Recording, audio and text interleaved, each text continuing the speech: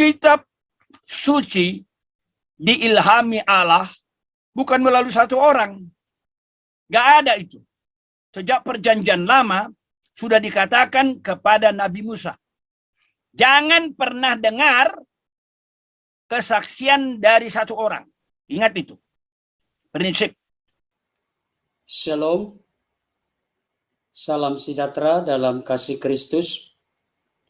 Pada kesempatan ini, saya akan membahas satu ulasan penting dan menarik, praktis dan sederhana, tetapi semakin meneguhkan dan menguatkan kita di dalam berpegang kepada firman Tuhan. Ulasan ini saya beri judul, Opini Pendeta Doktor Mangapul Sagala. Terkait kitab suci, jangan pernah dengar kesaksian dari satu orang. Bapak Ibu Saudara yang dikasihi oleh Tuhan, sebelum saya lebih jauh memberikan beberapa ulasan dan catatan penting terkait dengan topik ini, ada baiknya kita saksikan dulu ulasan dan pernyataan dari hambanya Pendeta Dr. Mangapul Sagala berikut ini. Ketika Ustadz Juma mengatakan hanya Quran yang diwahyukan Allah, kitab lain, apa-apaan tuh kitabnya katanya. Ada Ibrani, ada Aramik, ada Yunani. Dia nggak mengerti makna pengilhaman. Bapak Ibu, di dalam Alkitab, kitab suci diilhami Allah bukan melalui satu orang. Gak ada itu. Sejak perjanjian lama sudah dikatakan kepada Nabi Musa, jangan pernah dengar kesaksian dari satu orang. Ingat itu. Prinsip. Peraturan dari perjanjian lama yang turun dalam Taurat. Harus minimal 2 atau 3 saksi. Begitulah the God of the Old Testament menjelaskan supaya tidak ada bohong-bohongan. Baik Bapak Ibu Saudara, tadi kita sudah menyimak dan mendengarkan pernyataan yang begitu singkat, jelas, padat dari hambanya Pendeta Dr. Mangapul Sagala. Hambanya Pendeta Dr. Mangapul Sagala memulai pernyataannya dengan berkata bahwa Ustadz Juma membuat satu pernyataan hanya Al-Quran yang diwahyukan oleh Allah. Kalau memang itu terkait dengan keyakinan, kepercayaan dari saudara kita Ustadz Juma, ya saya pikir sah-sah saja. Tetapi kalau sampai melontarkan sebuah pernyataan bahwa kitab suci agama lain dalam konteks ini dikaitkan dengan kekristenan, maka perlu saya memberikan konfirmasi, penegasan sekaligus penjelasan. Konsep pewahyuan di dalam saudara-saudara kita seperti Ustadz Juma tentu berbeda dengan konsep pewahyuan di dalam kekristenan. Dalam konteks kekristenan, tidak pernah orang-orang Kristen memiliki kepercayaan, doktrin dan ajaran bahwa ada kitab yang diturunkan langsung dari sorga melalui perantaraan malaikat. Tidak ada yang seperti itu. Dalam konteks kekristenan, kalau kita melihat dari sejarah perjalanan kehidupan bangsa Israel, termasuk nanti Injil-Injil, termasuk nanti surat-surat, saya mau sampaikan kepada kita, dalam konteks kekristenan, Allah tidak hanya menyatakan kehendaknya, tetapi Allah berkenan menyatakan dirinya melalui turunnya, dikaruniakannya Sang Firman menjadi manusia, namanya Yesus Kristus. Jadi kisah perjalanan bangsa Israel di dalam tuntunan, pimpinan, perlindungan, pemeliharaan Tuhan. Demikian juga dengan kisah kehidupan Yesus sebagai tokoh sentral dalam kekristenan, yang diyakini, dipercayai, bersumber dan bertitik tolak dari data dan fakta Alkitab sebagai Tuhan dan Juru Selamat. Itulah yang dituliskan oleh para penulis Alkitab. Saudaraku yang dikasihi oleh Tuhan, seperti yang dikatakan oleh hambanya, Pendeta Dr. Mangapul Sagala, Ustadz Juma tidak mengerti makna pengilhaman dalam konteks kekristenan. Kenapa? Karena salah satu yang menjadi titik kelemahan dalam konteks ini adalah Ustadz Juma mencoba memahami kekristenan dari sudut pandang latar belakang Ustadz Juma memahami keyakinannya, doktrinnya, ajarannya, kitab sucinya.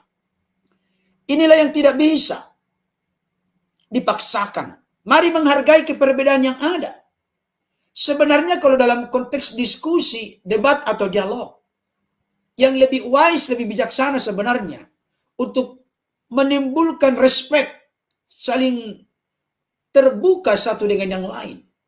Saya setuju dengan yang dikatakan oleh hambanya Dr. Bambang Nursena. Beliau selalu memiliki prinsip tidak mau mencampuri iman, keyakinan, doktrin, ajaran, nabi, kitab suci orang lain.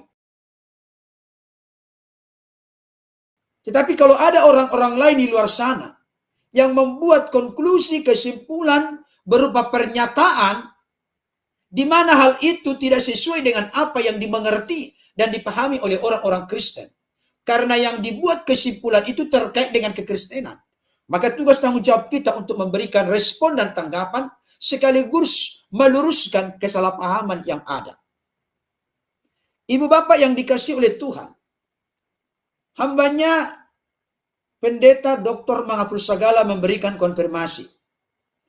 Di dalam Alkitab, kitab suci diilhami Allah bukan melalui satu orang. Ini merupakan salah satu ciri khas yang membedakan antara agama Kristen dengan agama-agama lain. Kenapa saya katakan demikian? Ada satu agama keyakinan yang muncul di dunia ini bahwa wahyu yang diterima itu diterima oleh satu orang. Ya, kita menghargai itu. Tidak perlu kita melontarkan sesuatu yang tidak patut kepada itu kalau memang itu keyakinan dan kepercayaannya. Tetapi yang jelas saya mau sampaikan kepada kita, Alkitab itu diilhami oleh Roh Kudus, di mana dengan memakai sekitar 40 orang berasal dari latar belakang yang berbeda-beda, di zaman yang berbeda-beda, situasi, kondisi yang berbeda-beda. Tetapi kalau kita jujur dan memiliki hikmat dari Roh Kudus untuk mengerti, memahami Alkitab, maka isi dari Alkitab yang dinapaskan atau diilhamkan oleh Roh Kudus tersebut dalam penulisannya, pikiran dan hati dari para penulis Alkitab yang sekitar 40 orang itu, mereka menuliskannya dengan tuntunan pimpinan Roh Kudus itu. Saudaraku yang dikasihi oleh Tuhan, sejak perjanjian lama sudah dikatakan dengan sangat jelas dan tegas kepada Nabi Musa. Ini yang menjadi penekanan saya pada kesempatan ini. Jangan pernah mendengarkan kesaksian dari satu orang. Saya perluas kalimat ini. Jangan pernah mendengarkan atau mempercayai, berpegang kepada kesaksian satu orang. Kalau ada orang di luar sana punya keyakinan, ada katanya wahyu yang diturunkan hanya kepada satu orang dan itu dipercaya sebagai firman Tuhan atau sebagai firman Allah, silakan saja.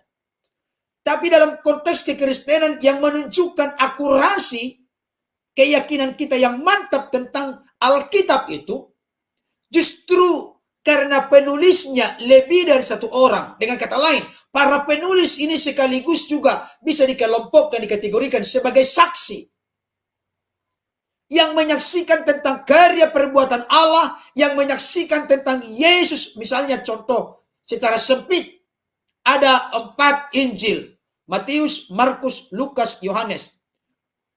Keempat penulis kitab Injil ini, mereka menulis dari sudut pandang mereka, tentunya dalam tuntunan pimpinan Roh Kudus. Tapi kesimpulan, intisari, substansi yang disampaikan, tidak ada yang kontradiksi. Tidak ada yang bertentangan antara satu dengan yang lain.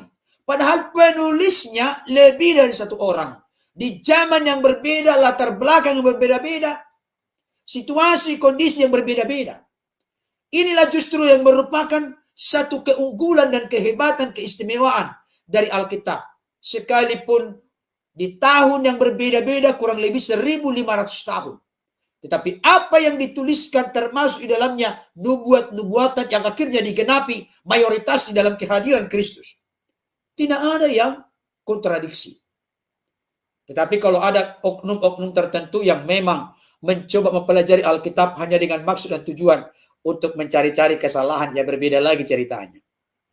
Tetapi yang jelas, hambanya Pendeta Dr. Bang Apul Sagala berkata begini, jangan pernah dengar kesaksian dari satu orang. Saya terjemahkan lebih luas. Jangan pernah percaya kesaksian dari satu orang terkait dengan hal apapun itu.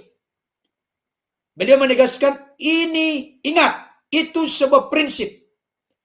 Itu peraturan dari perjanjian lama yang telah disampaikan oleh Tuhan kepada Musa. Ada di dalam kitab Bilangan, Ulangan.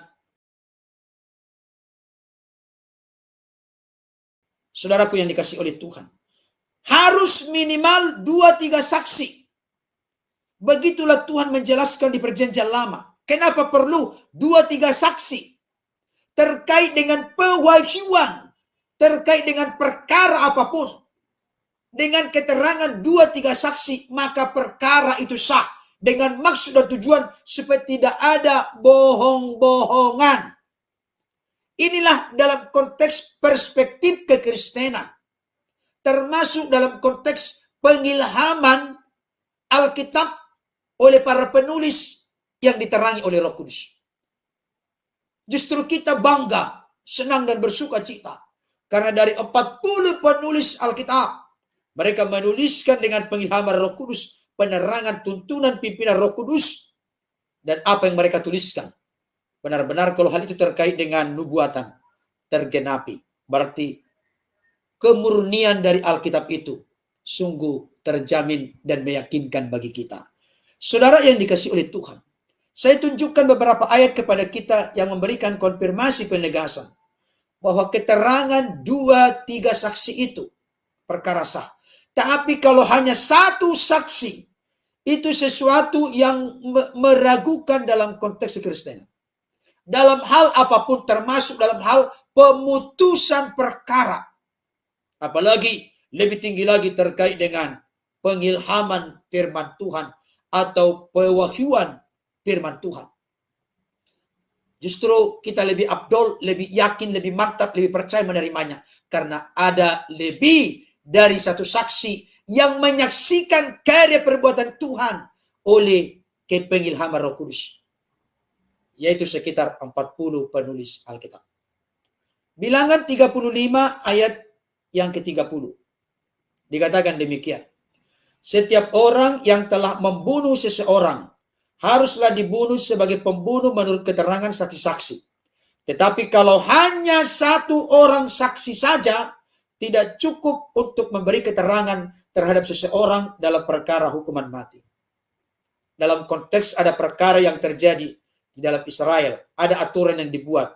Kalau saksinya hanya satu orang, tidak boleh diputuskan apapun terhadap orang itu.